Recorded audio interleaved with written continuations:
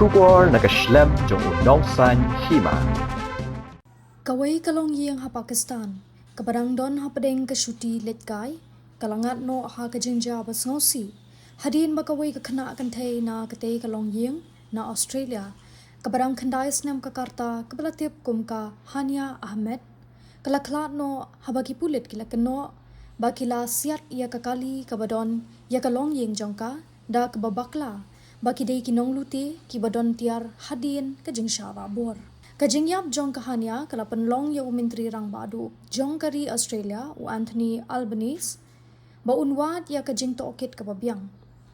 Kat ba kijing tip ki ba penklumar jing mud kimi syapang kumnu ba kate kalong yeng kala sakut hapreng ki Runar ki ba king atyar bat kajing khanra jong ki Pulit ha kajila Punjab jong ka Pakistan.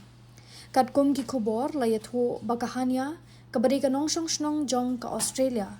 Kadang let jinglet bat lagi bahayeng ha kashipotrik ubnai jelio.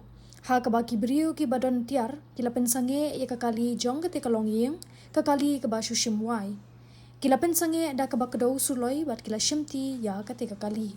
Kei kabas ngosi kalong ba lakeno ba kate kalong yeng kala syabat hapo kali.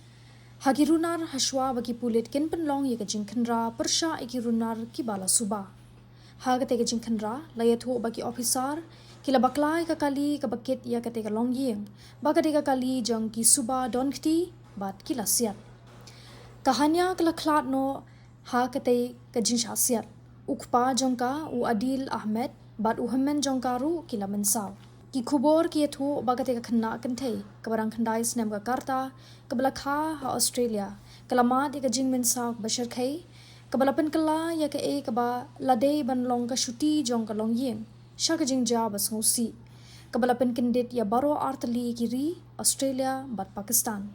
U Anthony Albanese su menteri rang badu jong kari Australia ulakhot ya ki bor sinchar jong ka Pakistan bakin tokit ya ki jingja ha kabaidei bat ka jingyap jong ka hanya.